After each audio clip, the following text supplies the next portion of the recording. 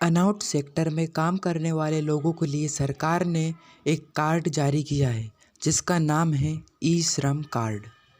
वह सभी लोग जिनकी उम्र 16 से 59 वर्ष के बीच की है वह ई श्रम कार्ड के लिए अप्लाई कर सकता है। आधार कार्ड के जैसे ही इसमें 12 अंकों का यूनिवर्सल अकाउंट नंबर होता है। अनआउट सेक्टर में काम करने वाले लोगों के लिए सरकार जो स्कीम लाती है, कोई भी आर्थिक सहायता प्रोवाइड करती है तो वो इसी कार्ड के बेस पर मिलती है। इसी कार्ड के साथ में बैंक अकाउंट भी लिंक होता है, तो सरकार के द्वारा आने वाली कोई भी सहायता सीधे बैंक अकाउंट में क्रेडिट होती है। ई श्रम कार्ड आप खुद से घर पर ऑनलाइन भी बना सकते हैं। तो इस वीडियो में मैं आपको ई श्रम कार्ड बनाने की कंप्लीट प्रोसेस बताऊंगा। मेरा नाम है मनमोहन विश्वकर्मा, आप देख रहे हैं MU education take YouTube channel. मैं आपको डिस्क्रिप्शन में एक लिंक दे दूंगा। आप जैसे ही उस लिंक पर क्लिक करेंगे आपके सामने ये पेज ओपन हो जाएगा। यहाँ इन्फॉर्मेशन रिकॉर्डेड फॉर रजिस्ट्रेशन, तो आपको निम्नलिखित डॉक्यूमेंट की आवश्यकता होगी ई श्रम कार्ड बनाने के लिए। सबसे पहले आधार नंबर, आधार नंबर के बाद Aadhaar linked active mobile number, मतलब कि आपका Aadhaar number Aadhaar card mobile से लिंक होना चाहिए और वो एक्टिव होना चाहिए। जिसके बाद बैंक अकाउंट डिटेल और age should be between 16 to 15 years, मतलब कि आपकी उम्र 16 से 59 वर्ष के बीच की होनी चाहिए। तो यहाँ पर आपका सेल्फ रजिस्ट्रेशन, तो यहाँ सबसे पहले आपका आधार लिंक्ड मोबाइल नंबर, तो यहाँ पर आपको अपना आधार लिंक्ड मोबाइल नंबर डालना है। जिसके बाद आपको यहाँ पर कैप्चा फिल कर देना है। मैं अपना कैप्चा फिल कर देता हूँ। कैप्चा फिल करने के बाद आपको यहाँ इन दोनों ऑप्शन में नो को सेलेक्ट कर लेना है। जिसके बाद आपको सेंड ओटीपी पर क्लिक कर देना है। आप जैसे ही सेंड ओटीपी पर क्लिक करेंगे आपके मोबाइल नंबर पर एक ओटीपी आएगा। आपको ओटीपी को यहाँ पर फिल कर देना है। ओटीपी फिल करने के बाद आपको सबमिट बटन पर क्लिक कर देना है। जैसे ही आप सबमिट बटन पर क्लिक करेंगे आपके सामने ये पेज ओपन हो जाएगा। यहाँ पर आपको आपका आधार नंबर फिल करना है। जिसके बाद यहाँ पर आप यदि आपके पास फिंगरप्रिंट डिवाइस हो तो आपको ये ऑप्शन सेलेक्ट कर लेना है। यदि नहीं हो तो आप ओटीपी से भी आपका काम चल जाएगा। तो यहाँ पर मैं ओटीपी से ई श्रम कार्ड बनाऊँगा। तो जिसके बाद आपको ये सब भरने के बाद आपको यहाँ पर वापस कैप्चा फिल करना है और सबमिट बटन पर क्लिक कर देना है। इस ऑप्शन को आपको टिक कर देना है। तो मैं जल्दी से सभी डिटेल भर देता हूँ। मैंने अपनी सभी डिटेल फिल कर दी है। अब मैं यहाँ पर इसे सबमिट कर दूँगा।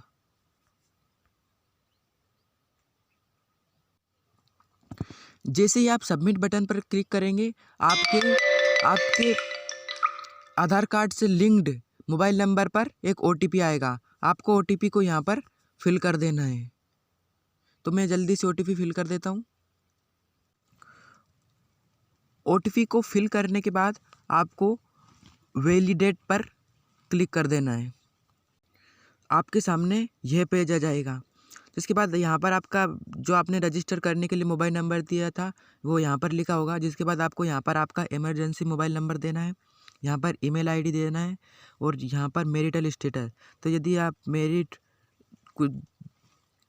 यदि मैरिटल हो तो मैरिट सेलेक्ट कर लेना है, यदि नहीं हो तो आपको नॉन मैरिट सेलेक्ट कर लेना है। जिसके बाद फादर नेम, यहाँ सोशल कैटेगरी और यहाँ पर ब्लड ग्रुप।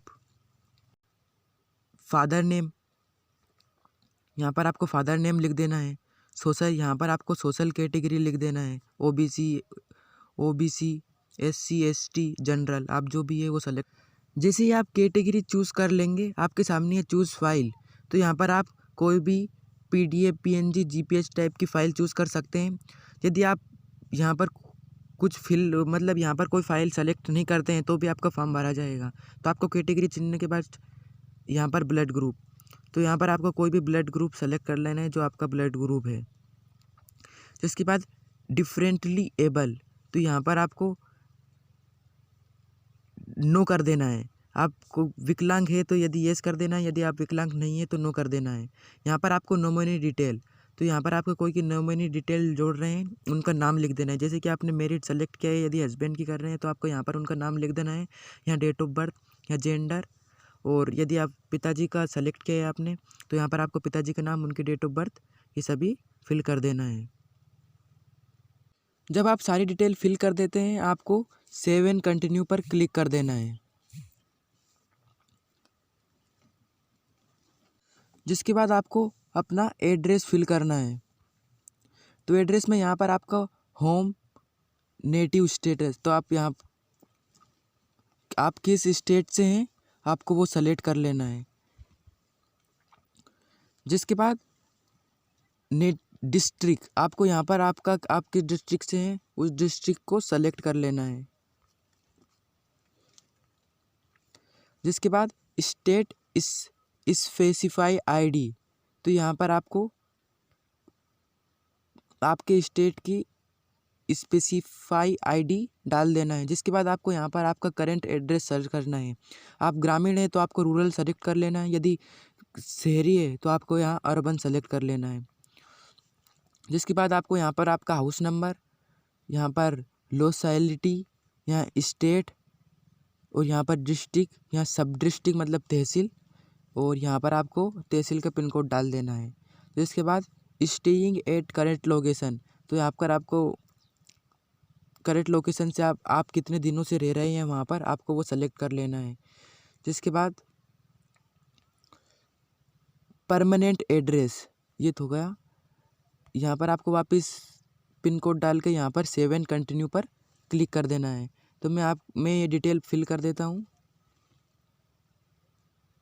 आप जब सारी डिटेल फिल कर लेते हैं जिसके बाद आपको यहाँ पर सेव एंड कंटिन्यू पर क्लिक कर देना है।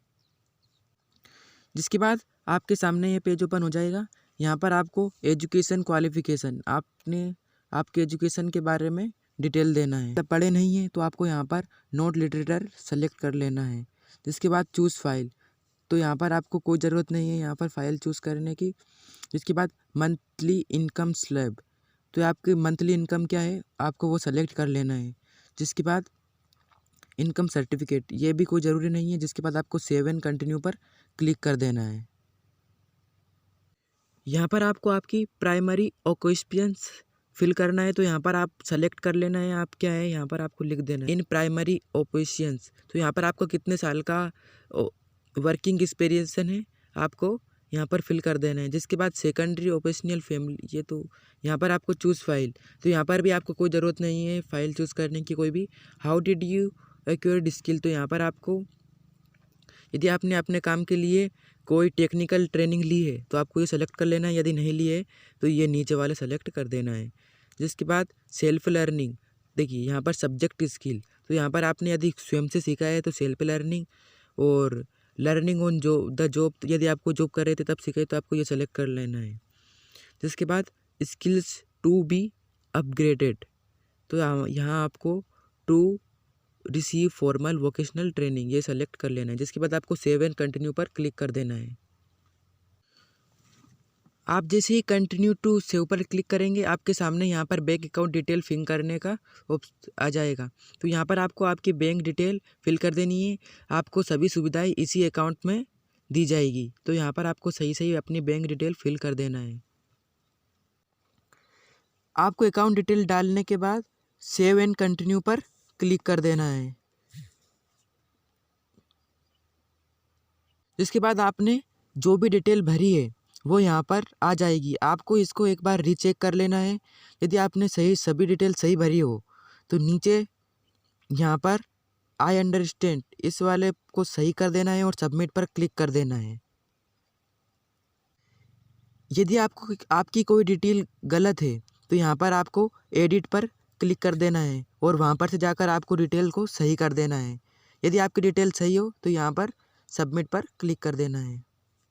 जैसे आप सबमिट करेंगे आपके सामने यूएन कार्ड, आपका ई श्रम कार्ड आ जाएगा। यहाँ पर से आपको डाउनलोड यूएन कार्ड का ऑप्शन मिल जाएगा और यहाँ पर से आपको नीचे से कंप्लीट एंड रजिस्ट्रेशन पर क्लिक कर देना है।